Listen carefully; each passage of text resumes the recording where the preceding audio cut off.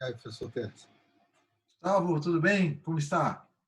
Boa noite, tudo bem? Tranquilo aí? Tudo em pé. Na paz. Ah, que bom.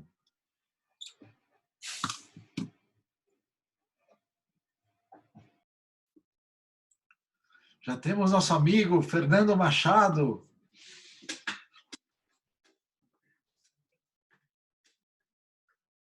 Doris, tudo bem? Boa tarde.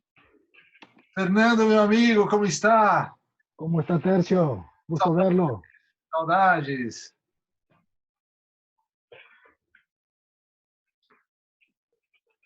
Não conseguimos mais nos reunir, né? Mas... Oh, todo por Zoom. Todo por Zoom. Sim.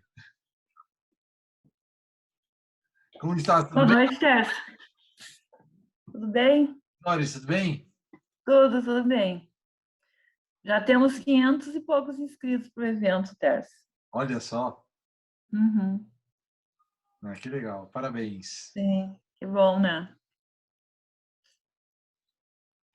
Muito bom. Eu vou estar com aquela internet lá complicadinha, mas eu vou tentar de uma hora aparecer lá.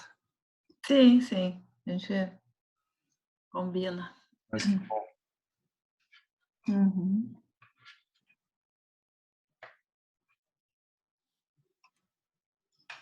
Tudo bem? Tudo em ordem, Tércio? Tudo tranquilo aí? Zé Mauro, tudo bem? Nosso convidado já está aí, Fernando Machado. Já está aí? Cadê o Fernando? Estou vendo ele ali agora. Lá. Tudo bem, Fernando? Como está? Tudo bem? Muito obrigado. Como vai você? Tudo bem.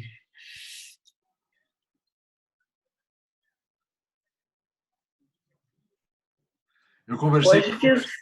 Pode falar. Fiz a minha dose hoje, a segunda.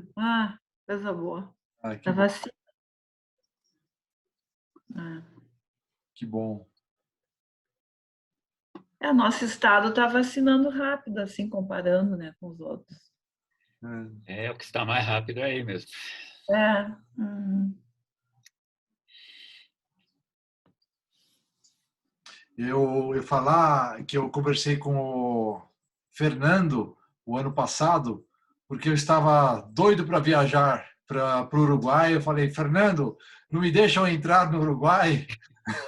Não, tem muita Covid aí no Brasil. Uruguai está pior. Hoje, Uruguai está pior. É mesmo? Tem uma ola do crescimento terrível do Covid. Poxa. Tem muita mortalidade. Mesmo a vacinação está funcionando, mas a situação é mesmo complicada. Poxa, que triste. Estava tão bem, né, o país? O ano passado nós mantivemos uma situação bastante estável, mas este ano o disparo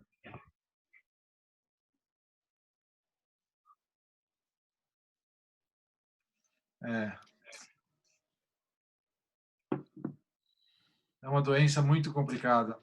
A gente está discutindo o nosso congresso, né? Nosso congresso que a gente estava planejando já há muito tempo, mas as incertezas de viagem são tão grandes que a gente vai ter que se adaptar à situação, não tem jeito. Não tem jeito, infelizmente não tem jeito.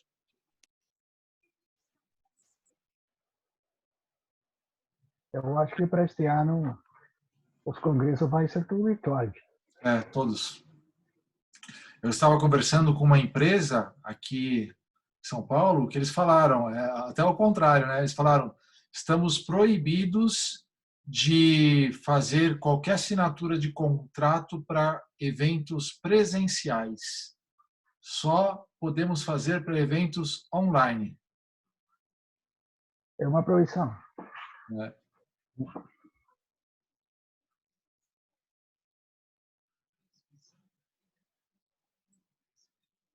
Tudo diferente.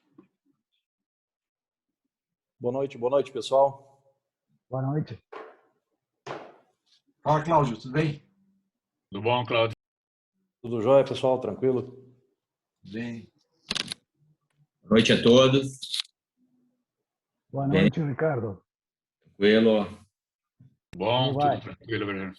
Tudo bem. Bastante gente chegando. Todos querem ver o Fernando.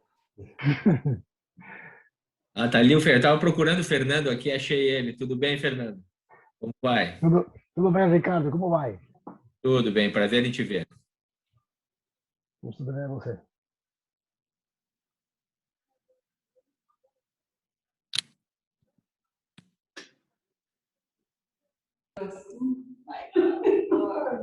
Olha que mansidão.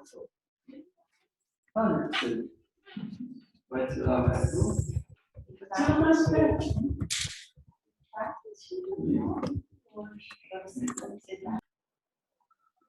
Vou esperar só mais uns minutinhos, viu, Fernando? Sim, tranquilo. Para entrar mais algumas pessoas. Boa tarde a todos. Boa tarde. Sou o Gabriel, né? Boa tarde, Tércio. Fala, Maurício. Tudo bem? Bom. Boa tarde a todo mundo aí, pessoal. Tem bastante gente aqui. Dr. Fernando Machado, boa tarde. E aí, pessoal, tudo bem? Fala, Marcelo. Tranquilo aí? Tudo bem? Fernandito, como está, hermano? Bien? Olá, como vai você? Bem, tudo bem. Gusto de verte, Marcelo. También, mucho gusto verlo. Ahí estamos.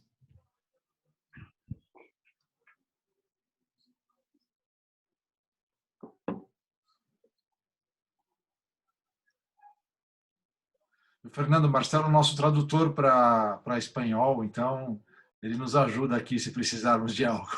Perfeito. Meu português é muito ruim. Muito ruim, meu português. Não é, não. Não é, não. Eu só procuro. Opa, boa tarde a todos. Boa tarde. Ai, Messias.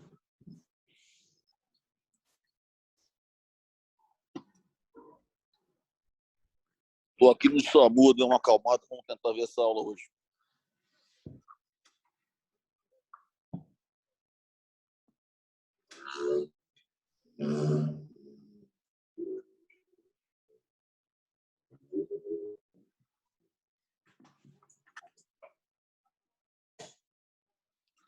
O Fernando vai bater o nosso recorde hoje de audiência.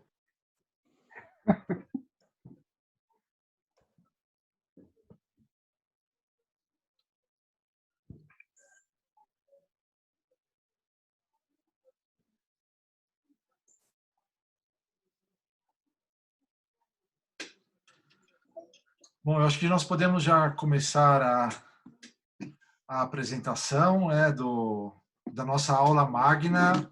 Nós, na SBITE, temos feito aulas magnas que são com professores internacionais especiais que têm dado muita contribuição para a SBITE e para o trauma no país. E, então, nós escolhemos a dedo as pessoas que realmente que a gente convida para essa aula. E eu tive muita felicidade em que o meu grande amigo Fernando Machado aceitasse o convite de dar uma aula para nós na SBITE. Essa aula, o convidado dá sugestões de temas e ele apresenta o tema da maneira que preferir, porque é um momento especial que nós temos na SBITE, onde nós temos a oportunidade de estar conversando com especialistas do mundo todo, e isso enriquece muito a nossa sociedade, né, as nossas reuniões. Então, eu gostaria de, em primeiro lugar, apresentar o Dr. Fernando Machado, que ele é o chair do COT do American College of Surgeons no Uruguai. Ele é professor e diretor do Departamento de Emergência do Hospital das Clínicas da Faculdade de Medicina de Montevideo, no Uruguai, presidente do capítulo de trauma da Sociedade de Cirurgia do Uruguai. Ou seja, é um dos maiores especialistas de trauma do mundo. Eu tive a felicidade de participar de alguns encontros junto com o Fernando, já esteve em São Paulo, já esteve na Santa Casa, já tive a oportunidade de dividir alguns vinhos com ele, e sim, foram momentos muito bons que nós esperamos em breve revivermos. Então, eu gostaria muito de te agradecer, Fernando, pela possibilidade de estar conosco aqui na reunião da SBITE. É uma felicidade enorme, a sala está lotada, todos querem te ver, todos têm um carinho enorme por você, e fico muito feliz que você tenha aceitado o nosso convite. E a sala é sua, fique à vontade. Muito obrigado, Fernando. Muito obrigado a você, Tércio, por suas palavras. Para mim, uma honra ter sido convidado a participar deste encontro na sociedade como a SBITE, e particularmente você como presidente, meu amigo Tércio de Campos, estou muito agradecido. Eu não falo português, mas espero que falando uma espécie de portunhol possamos nos entender. Vou procurar compartir a pantalla.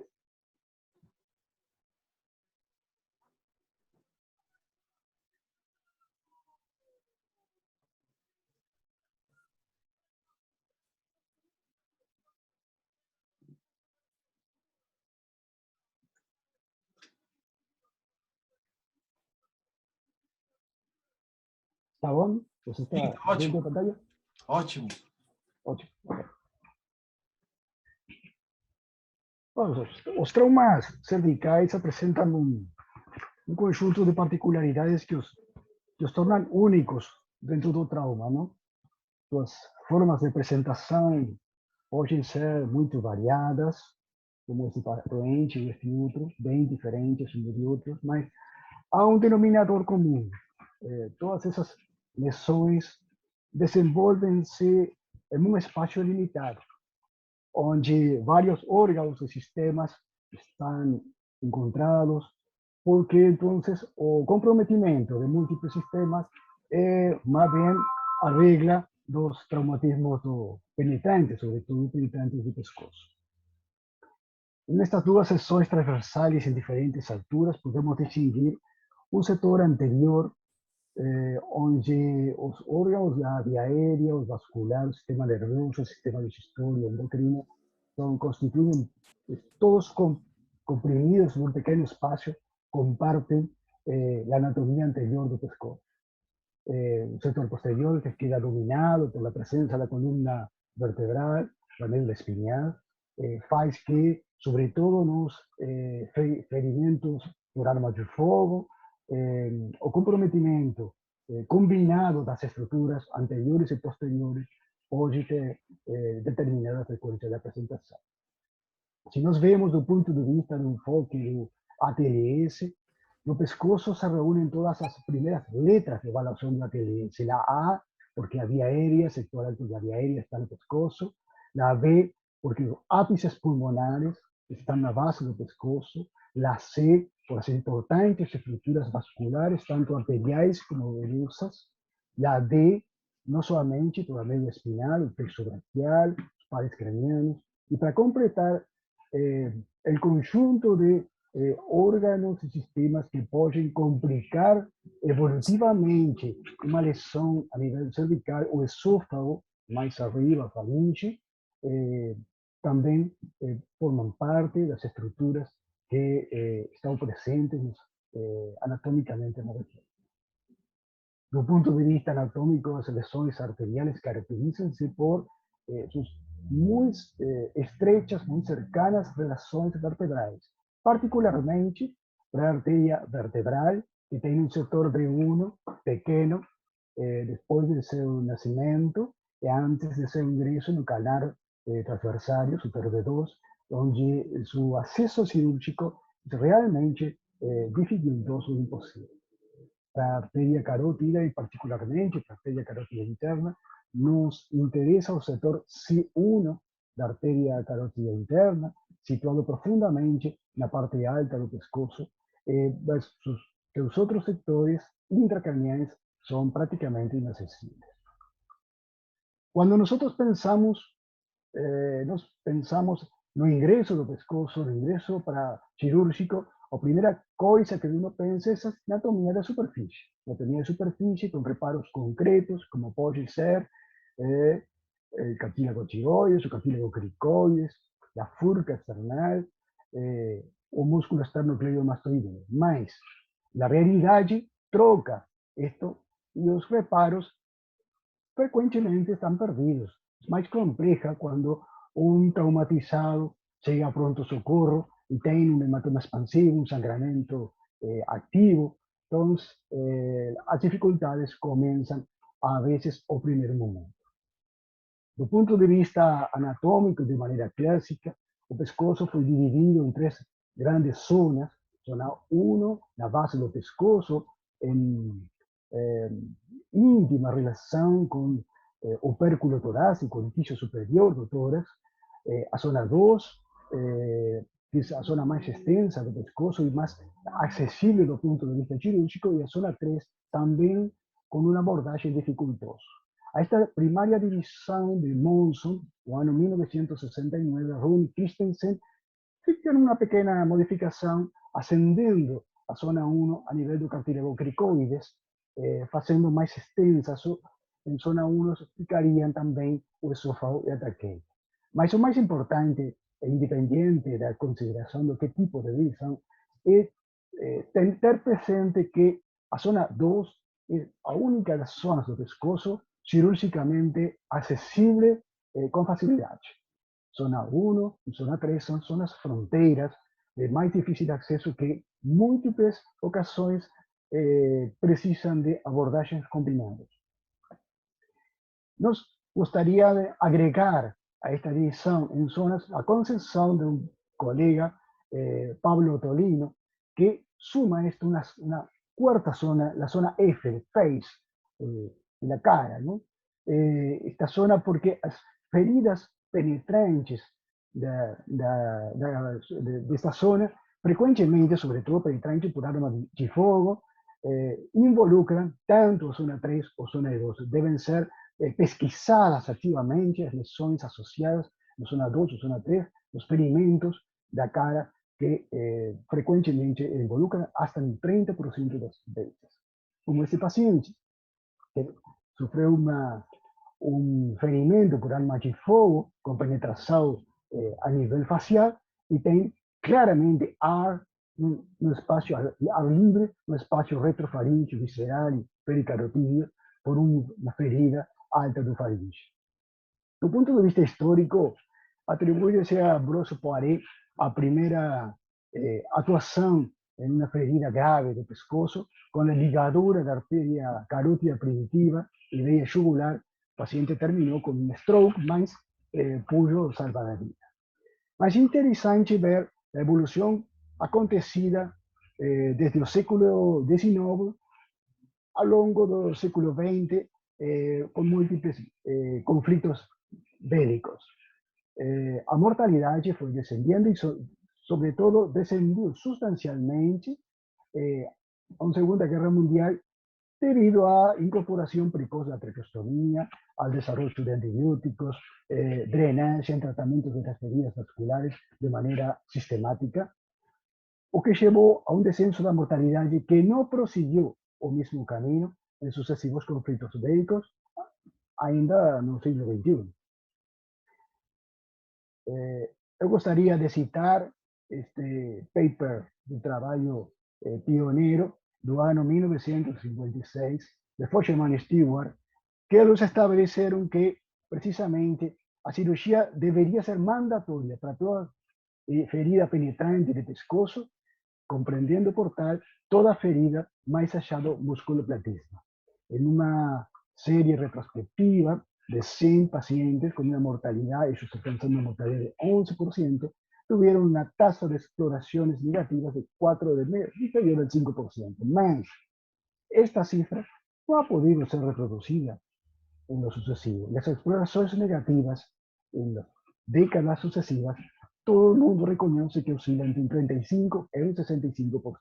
Por eso, a conducta actual, los traumatismos penetrantes de cuello más apoyados con el desenvolvimiento de las técnicas de imagen es a conducta selectiva. ¿Qué es que pasa en la vida civil? Lo que pasa en la vida civil es que, como era de esperar, las feridas por armas de fuego, trabajo clásico de Tríades de 1997, son mayores causantes de hematomas en expansión, hipotensión, lesiones más graves que las heridas de arma branca. La experiencia da vida civil establece que a mortalidade pode haver descendido hasta un 1% en algunas series más. En otras series bien documentadas, como esta del Hospital de las Clínicas de San Pablo, con una casuística importante, 161 enfermos, con una predominancia también de heridas de arma branca, la mortalidad ronda el 9%. Entonces uno podría preguntarse cuáles son las dificultades que nos tenemos, porque estas cifras se repiten en Brasil, en Uruguay, en Argentina, en todos lados, en reducir la mortalidad. Puede ser eso por razones sistémicas, logísticas, falta de un sistema de trauma, o tal vez por impacto persistente de los signos graves que hacen que los pacientes lleguen a un estado de shock, un estado de evolutivo tal de comprometimiento de las vías aéreas que hace que sea mucho dificultoso poder abatir, descender esa mortalidad. Nos podríamos preguntar entonces cuáles pacientes debemos operar de manera inmediata y llegan al pronto socorro, con un control primario de las vías aéreas, control temporario de los sangramentos y definir cuáles de esos pacientes debían ir inmediatamente al bloque cirúrgico. Y son aquellos pacientes que tienen señales graves, de gravedad, o que en literatura anglosajona de hard signs, que pueden ser a nivel de vía aérea, a nivel vascular o a nivel neurológico. Todos esos doentes deben ser conducidos rápidamente a bloque cirúrgico de manera primaria. Y cuando nos piensan en abordaje de estos pacientes, un abordaje clásico para los ferimentos penetrantes de pescoço es o abordaje anterior del músculo esternocleidomastoideo. El trauma debe ser amplio de manera primaria y puede ser ampliable, extendible más cefálicamente, mas debe recordar que a presencia de los ramos del nervio facial es conveniente correr a incisión hacia posterior si você tem a obligación de ampliar la incisión hacia el nivel mastoideo. Cuando una vez feita a incisión y accesado los músculos o región del esternocleidomastoideo, es muy importante lembrar que hay una veia que es a chave de apertura de la región. A veia facial o tiro lungo facial debe ser ligada, sesionada, cortada, para poder acceder cómodamente a esta región para su correcta disección. Ahí você tem una ferida de armas de fuego y el abordaje preesternocleidomastoideo izquierdo que permite un acceso más cómodo ao eixo visceral. Y aquí você pode ver el músculo esternocleidomastoideo, o músculo homoioideo con aponeurosis media y el paquete vascular del pescozo, veia jugular en primer plano, accediendo a región para su abordaje. Esta es precisamente a veia que es a chave que siempre debe ser ligada para conseguir una apertura de región y una exploración satisfactoria en toda situación. De esta forma, você pode tener dominado aquí, se puede ver carótida, jugular y componente visceral, tráqueo y esófago. Mas este abordaje en ocasiones puede ser combinado con otros abordajes, como un abordaje supraclavicular, las lesiones comprometedoras de la zona 1, de la base del pescozo.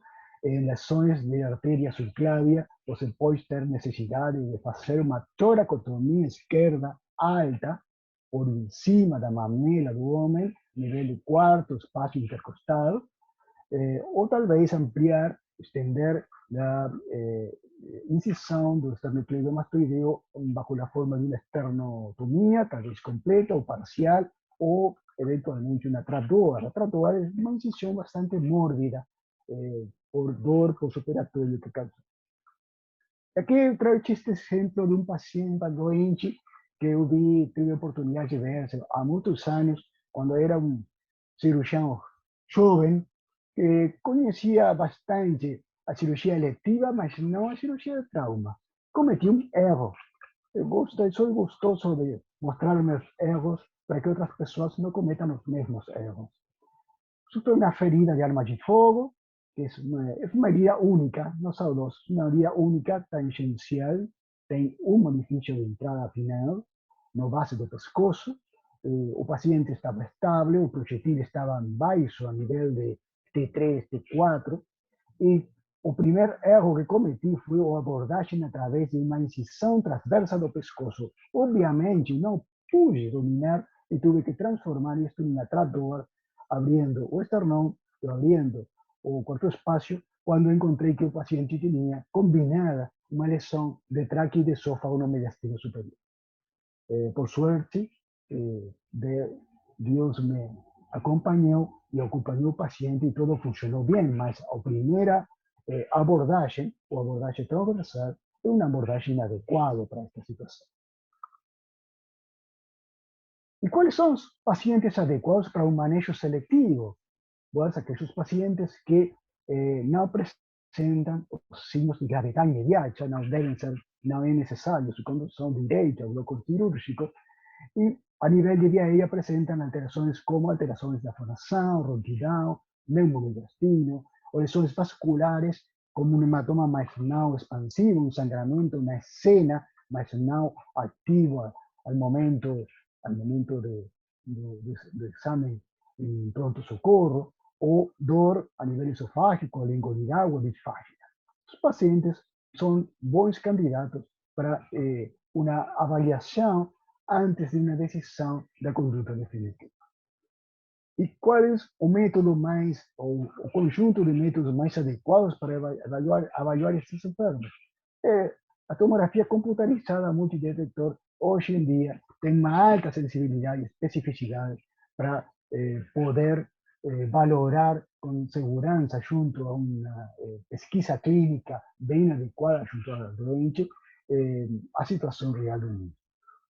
Pode ser complementada segundo necessidade por diferentes estudos e segundo a capacidade logística do hospital onde está trabalhando. A diferença disto, a experiência da gente da Curitiba, eles não tiveram uma boa experiência com tomografia computarizada e encontraram que ela falhou em múltiplas ocasiões no diagnóstico de lesões tanto de via aérea como de esôfago faríngeo em comparação com os hallazgos operatórios, assim mesmo, aunque sem significação estadística, pero assim mesmo, também em lesões vasculares. Apesar disso, hoje a recomendação do American College of Radiology é que angio-TC com contraste é o método de escolha da primeira lesão para manejo, para pesquisa de lesões neste tipo de paciente. Se você apresenta dúvidas de lesão vascular, a angiografia, que é o gold standard, que o tempo ha puesto em seu lugar, é o método de estudo complementar. Se tem dúvidas respeito à lesão aerodigestiva no angio-TC, também os estudos radiológicos contrastados podem ter lugar. Mas chegado ao bloco cirúrgico, você tem que ter um plano. O pior coisa é não saber o que fazer de antemano. Você tem que ter um plano. Um plano para lesões vasculares, por exemplo, lesões carotídeas. Lesões carotídeas, o primeiro objetivo das lesões carotídeas é reparar. Se você não pode reparar, você deve tentar reparar com um material monofilamento, resorvible, tipo polipropileno, com pontos separados, que tem indicação absoluta nas crianças na carótida interna. Mas se não pode reparar, você pode colocar um shunt. E se não pode colocar um shunt, você pode ligar. Carótida interna deveria ser reparada sempre. Quando nos falamos de ligar, nós estamos pensando na carótida primitiva e, como disse Kenneth Matos, ligar uma carótida is not a crime. mas a população onde você pode ligar uma carótida mais tranquila, essa aquela população que tem uma puntagem na escala de Comas de Glasgow de 8,5. Em outras circunstâncias, com um Glasgow por cima de 9, você deveria procurar o reparo primário das arterias carótidas. A artéria vertebral é um problema. É um problema por sua situação profunda, nós vimos na anatomia, que é um problema do acesso cirúrgico, e a forma de apresentação da artéria vertebral habitualmente é o buraco que sangra nas profundidades do pescoço. Por isso, idealmente, seria aconselho poder pesquisar lesões da artéria vertebral pré-operatoriamente, com angiotensina, com arteriografia, e eventualmente poder fazer uma angioembolização da artéria e não um acesso cirúrgico. Mas você pode encontrar um sangramento, um buraco que sangra durante uma exploração do hematoma do pescoço. O que fazer então? Então, o controle temporário com esta amiga do cirurgião sempre nos ha sacado de apuro, ¿verdad? El control temporario con catéter de Foley es muy importante, una herramienta muy útil para poder controlar los sangramentos acaecidos en las profundidades del pescozo. Para el sector V1, você pode intentar ligar, mas el sector V2 da arteria vertebral praticamente impossível tentar uma ligadura. A cera de osso pode ser uma ajuda complementar para poder detener o sangramento. E se você não pode detener o sangramento com isso, o catéter de Foley ou o Fogarty também, passado na profundidade, se o buraco é pequeno, pode detener o sangramento. A veia jugular interna pode ser ligada, mas as lesões bilaterais da vena, nesse caso, pelo menos uma, deve ser sometida a reparo. O que fazer com feridas da laringe? A laringe é um órgão muito especial. As feridas graves como esta. Foi um doente que chegou ao nosso departamento de emergência o ano passado. O time estava de plantão, trabalhou muito bom com o paciente. Este paciente estava estável, mas tinha um ferimento grave do cartílago tiroides, autoinfligido mismo. Neste caso, foi conduzido ao bloco cirúrgico e se fez primariamente uma traqueostomia. Mas este tipo de heridas, a consulta temprana com o otorrinolaringólogo é mandatório, porque a reparação de um órgão tão complexo como a laringe exige um especialista no manejo das laringes. Na emergência, para o cirurgião de trauma, para o cirurgião do pronto-socorro, nós pensamos que a traqueostomia é a solução primária para manter uma via aérea férrea, para evitar asfixia do paciente. As feridas faríngeas. Os setores superiores das feridas faríngeas podem ser manejadas de maneira conservadora, admitem um manejo conservador. Mas setores inferiores, o conflitor inferior da faringe, tem um manejo similar do reparo, similar ao esôfago.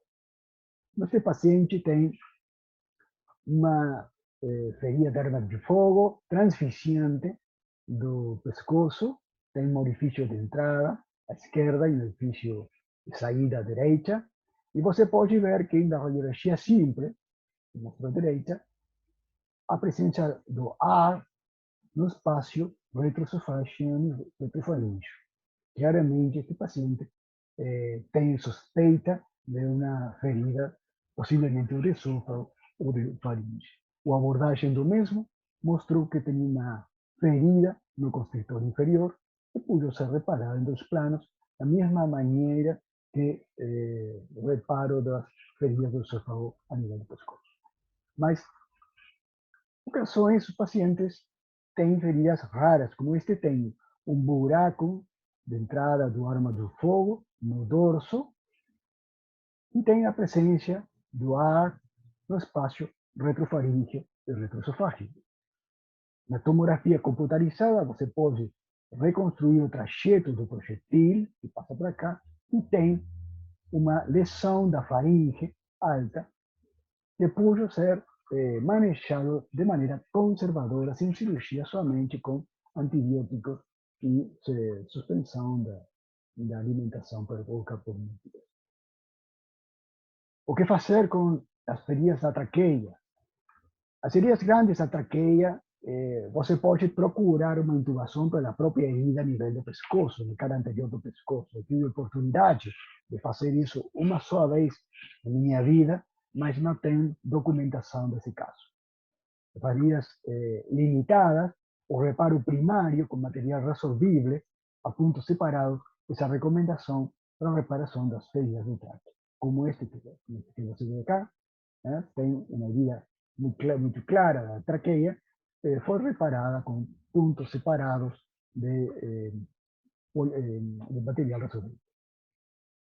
As feridas do esôfago, o reparo primário com material resolvível também, a pontos separados, e o mais importante para isso é o reparo da mucosa.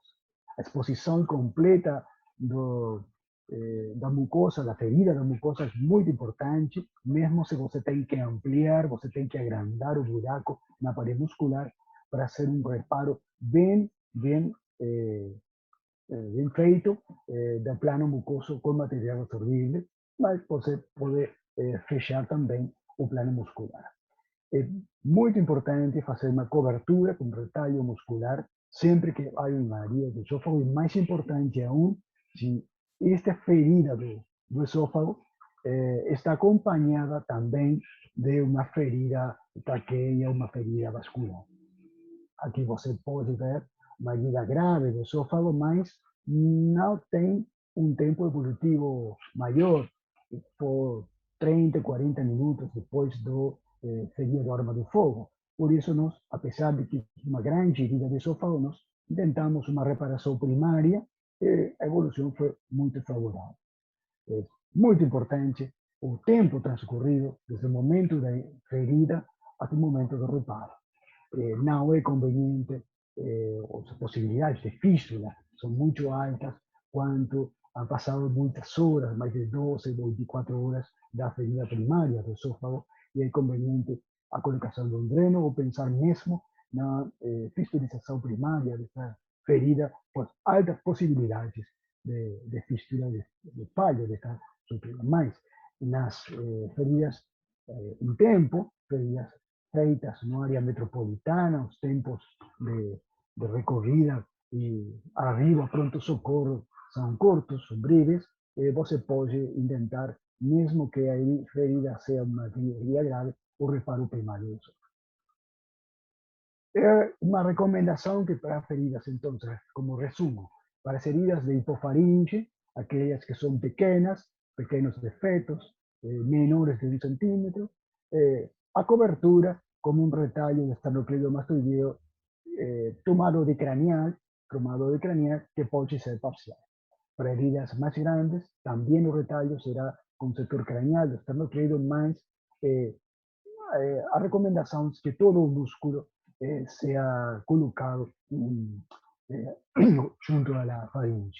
O mesmo para esôfago, mas a diferença é que o colgajo, o retallo, perdão, do esternocleidomastoideo é caudal e no craneal.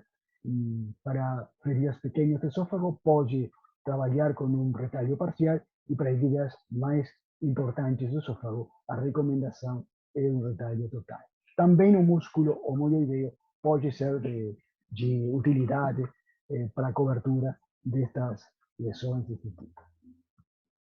Eu gostaria de finalizar com umas palavras breves sobre trauma cervical contuso, e particularmente prestando atenção ao que em literatura sajona nós conhecemos como blunt cerebrovascular injury, a lesão cerebrovascular contusa, cujos seus mecanismos são por todos conhecidos, e como forma particular de estes tipos de lesões não penetrantes, o near hanging, o volcamento, que combina lesões tanto arteriais, da via aérea e possivelmente também da medula espinhal.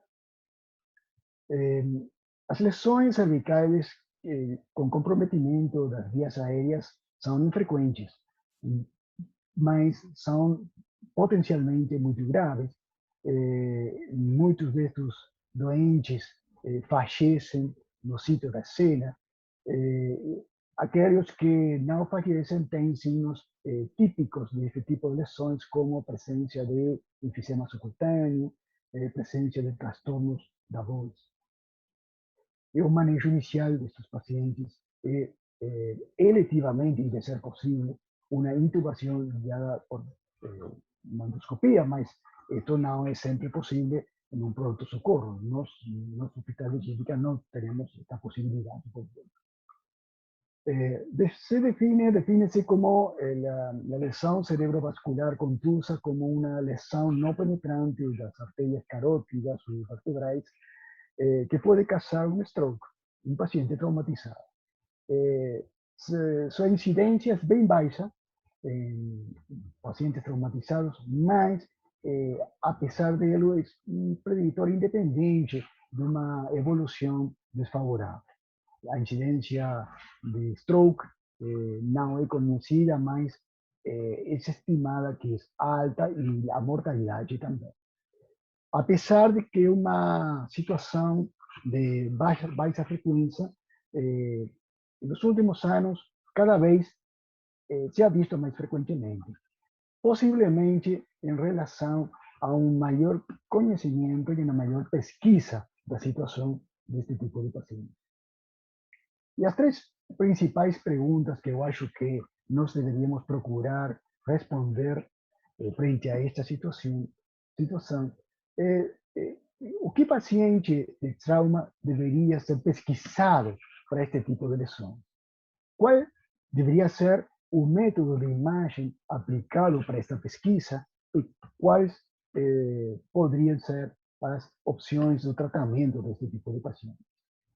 Para esto, nós temos os critérios de Denver expandidos para o diagnóstico de lesão cerebrovascular contusa, com essa presença de signos e sintomas sugestivos, ou por lo menos de suspeita deste tipo, ou possibilidade de aparição deste tipo de lesões.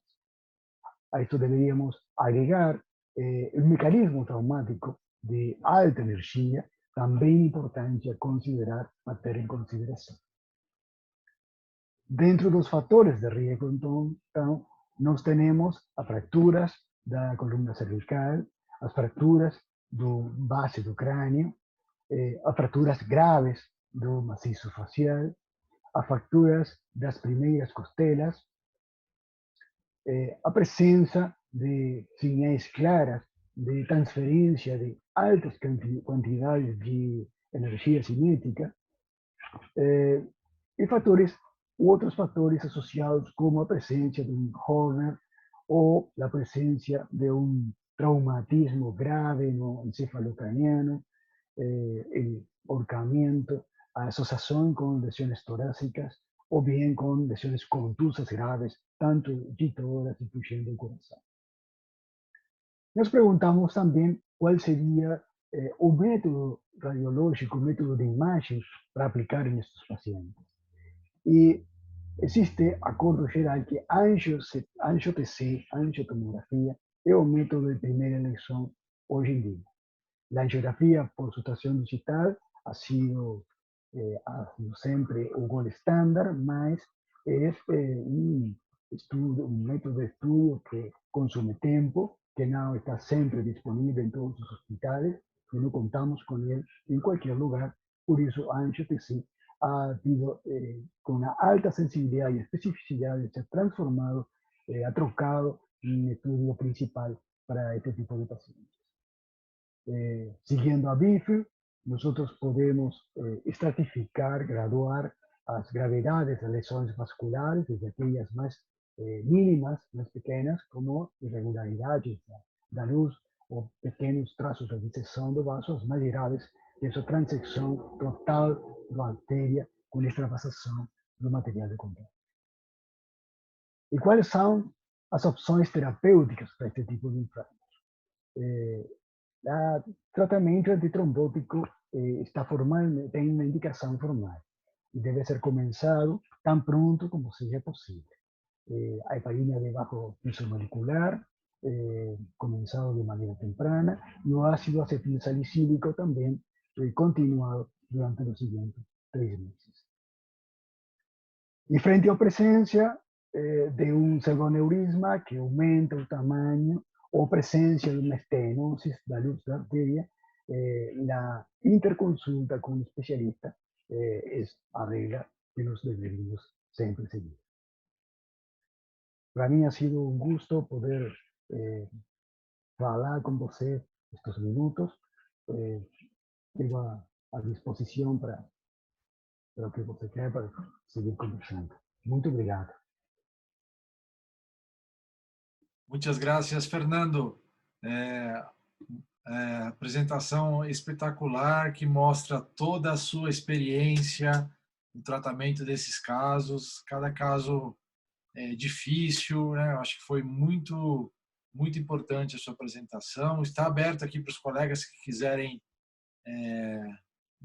fazer perguntas, podemos discutir. Essa bela imagem de Montevidéu, saudades de Montevidéu, me deixa entrar aí. Você é bem-vindo, você é bem-vindo. Eu sei, obrigado. Mas todos são bem-vindos. Sim, tem que matar Covid. Tem que matar Covid. Está aberto para discussão. Quem quiser fazer perguntas, fique à vontade, por favor. Tércio, eu gostaria de fazer uma pergunta. Fala, Pedro, por favor. Fernando, muito obrigado pela tua exposição, acho que muito e esclarecedora. Então, eu te faria uma pergunta, o seguinte, naqueles pacientes que, como tu disseste, existem os sinais menores, que fazem com que o paciente vá fazer uma tomografia, aqueles sinais maiores, que fazem com que o paciente vá direto para a cirurgia, com as lesões cervicais, e aqueles pacientes que não têm sinal nenhum, apenas têm um ferimento, por exemplo, por arma branca, na região cervical. Haveria espaço para uma observação apenas, ou tu acha que obrigatoriamente esses pacientes têm que fazer uma tomografia? Muito obrigado por a pergunta, muito boa pergunta. Eu acho que esse tipo de pacientes pode ser visto, vigilado de maneira segura no pronto-socorro. Eu acho que não é obrigatória a tomografia computarizada. Há um trabalho de Demetriades que tem há muitos anos que estabeleceu firmemente o valor da clínica no seguimento desse tipo de pacientes. Eu concordo completamente com essa postura.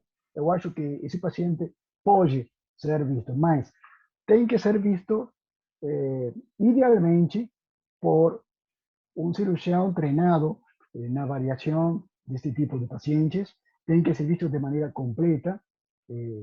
Tanto é assim que em alguns centros de trauma tem uma folha, um protocolo destinado de todos os sinais clínicos e o segmento clínico do paciente ao longo das horas para fazer um segmento clínico correto. Mas eu acho que sim, que é possível. É possível. Ok, muito obrigado, Fernando.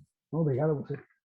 Tércio, eu posso fazer uma pergunta para o Fernando? Fernando, bem, à vontade, por favor. Fernando, boa noite, tudo bem? Tranquilo? Fernando, que gosto ver, que gosto estar com você. Muito tranquilo com você? Tudo bem? Tudo bem, tudo bem. Seguinte, eu gostei muito do que você falou sobre o trauma contuso cervical. E aqui no Brasil, particularmente aqui na cidade onde eu moro, a gente faz muito um exame para esses traumas contusos cervicais, principalmente aqueles que têm tatuagem traumática por cinto de segurança. A gente inicia a propedêutica desses pacientes com duplex scan de carótida. Eu queria saber se vocês usam isso aí em Montevidéu, se tem experiência com isso. Nós temos um resultado muito bom de diagnóstico de lesões vasculares com esse tipo de exame. E ele é muito pouco invasivo. Sim, Fernando, não compreendi. Com que faz o estudo? É duplex scan de carótida. Ah, duplex. Ah. Isso. Não, nós não temos a possibilidade de ter duplex sempre disponível no nosso pronto-socorro. Não podemos. Não, eu não tenho experiência pessoal no duplex. Que a gente faz aqui de rotina com tatuagem traumática de segurança e consegue diagnóstico precoce de descolamento de íntima, de carótida, de trombose. E é um método realmente um pouco invasivo, né? Seguro. É ótimo. Mas você tem que ter uma pessoa que faz o procedimento e tem segurança. Né? Exato. Nós temos cirurgião vascular de plantão com a gente aqui, então eles fazem normalmente esse tipo de abordagem. Muito obrigado. Um grande abraço para ti. Obrigado a você. Messias tem uma pergunta. Messias, fique à vontade. Boa tarde. Gostaria de felicitá-lo pela bela classe. Obrigado. A pergunta é que todos os pacientes com trauma cerrado e com fratura de laringe devem ser intubados ou há que seguir uma estratificação ou uma avaliação do otorrinolaringologista?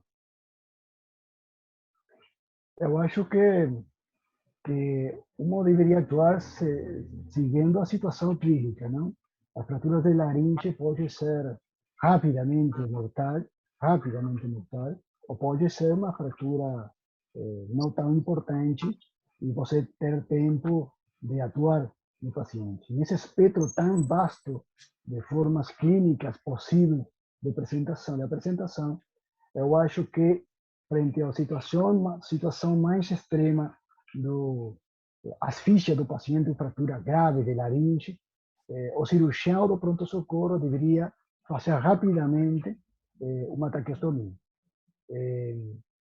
No outro extremo, talvez a consulta com o otorrinolaringólogo pode fazer sem nenhum problema, e todo intermédio desses pacientes você deveria adequar à situação específica, à emergência da situação e a gravidade da fratura da laringe. O problema é que as fraturas da laringe a vezes têm encerrada lesões mais importantes no interior da laringe, que nós que não somos especialistas, não tem capacitação para solução cirúrgica, não? Por isso, eu procurava, simplificando um esquema, decidir que para lesões graves da laringe, o mais importante ter uma via aérea aberta, salvar a vida do doente e a consulta com um especialista. Perfeito. Muito obrigado, professor. Obrigado a você. Aberto, alguém mais? Várias pessoas dando os parabéns, cumprimentando o Fernando pela aula. Muito obrigado. Aberto, se alguém quiser fazer alguma pergunta. Eu tenho uma pergunta para fazer. Cláudio, fica à vontade. Parabéns, doutor Fernando, pela brilhante aula, muito elucidativa. E vocês têm preferência aí, voltando ao tema que o doutor Cisanando falou, por fazer o diagnóstico pela angiotomografia, certo? E não pelo Doppler, né? Eu sou cirurgião vascular e a impressão que eu tenho é que o ecodoppler pode ter taxas de falso negativo, de lesões de parede mais interna e menores. Por isso a tomografia seria um exame de eleição para essas situações. Mas nos lugares que não tem angiotomografia, não vai ter o ecodoppler também para fazer o exame, correto? Mas, em geral, essas lesões, grau 1, talvez grau 2, são tratadas conservadoramente. Eu te pergunto, essa é a conduta atual? Tentar tratar conservadoramente grau 1, grau 2 da lesão da carótida fechada? Com tratamento médico, antitrombóticos. Isso. Exato. Sim. É isso que vocês estão fazendo por aí? Não? Sim. A endovascular começou a abordar isso aí? Começou a fazer colocação de stents e endopróteses? Não? Ainda não tenho experiência pessoal, não sou cirurgião vascular, mas estive falando com uma cirurgião vascular e eles estão para começar, mas não tem experiência no nosso hospital, ainda não tem experiência na colocação de endopróteses nestas lesões.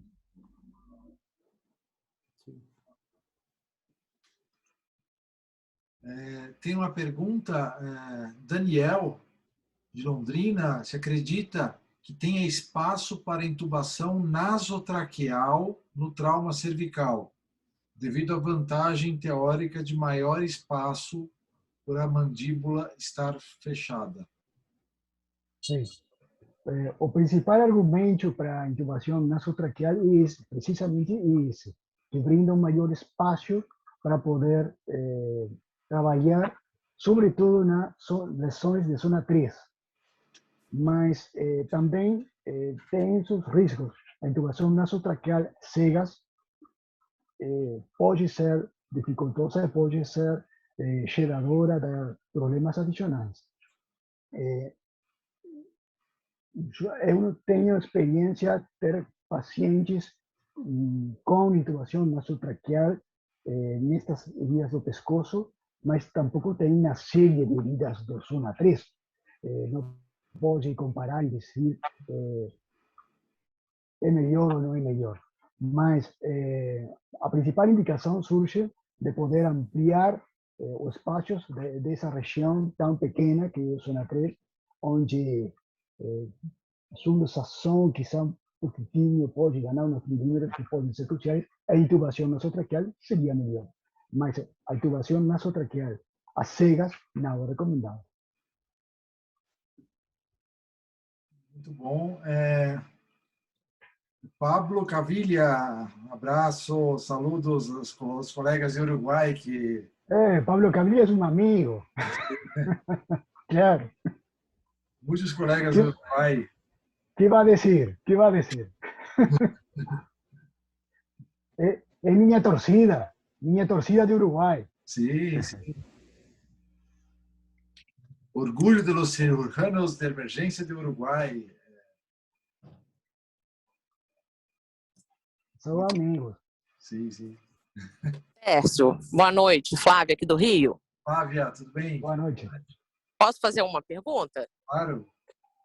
A gente teve um caso que teve lá no hospital, PAF cervical, tinham 2 orifícios, um à direita e outro à esquerda, transição de zona 2 para 3. O paciente chegou lúcido, orientado, vias aéreas pérvias, falando, tomografamos, não tinha nenhuma lesão vascular, só uma fratura de ocioide. Aborda ou não? O paciente está estável? Estável. Estável. Não tem lesão vascular? Não tem lesão visceral visível? Não, nenhuma lesão. Tinha fratura de ocioide. Se você tem confiança em teu tomógrafo, teu médico imaginólogo e tua imagem, você pode contemplar, você pode seguir clinicamente, mas você tem que ter claro a sensibilidade e especificidade em teu hospital da tomografia computarizada. Você pode crer na tomografia computarizada, tem uma alta resolução, tem um bom colega imaginólogo, você pode contemplar, esperar e seguir clinicamente, eu acho. Só pela lesão do ocioide o senhor traqueostomizaria esse paciente? Não. Não. Negativo. Aí. Ok, muito obrigada. Excelente aula, obrigada.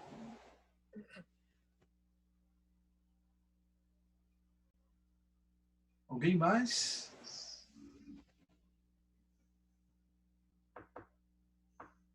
Fernando, eu não tenho muita experiência e disponibilidade do estudo contrastado para avaliação de esôfago. É muito mais fácil para nós usarmos a endoscopia. Então, o que nós temos feito é a endoscopia, né? Quando nós temos dúvida se tem lesão do esôfago ou não. A sua experiência é mais com raio-x ou você tem feito endoscopia também, na dúvida de lesão de esôfago na zona 2? Nós procuramos combinar dos métodos, pensando que ninguém deles tem 100% de sensibilidade. Procuramos, então, solicitar um estudo contrastado mais uma endoscopia. Os dois. Ok, graças. Tércio, posso fazer uma, não? Claro, Gustavo. Boa noite. Parabéns, Fernando. Excelente aula, Fernando. Muito boa. Queria te perguntar se você tem experiência com o tratamento não operatório de lesões esofágicas sem extravasamento de contraste e sem repercussão clínica, só o achado endoscópico. Você tem experiência com essa situação? Qual que é a tua recomendação?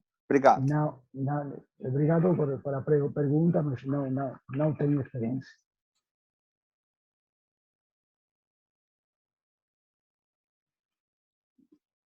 Ok. Alguém mais quer fazer uma pergunta?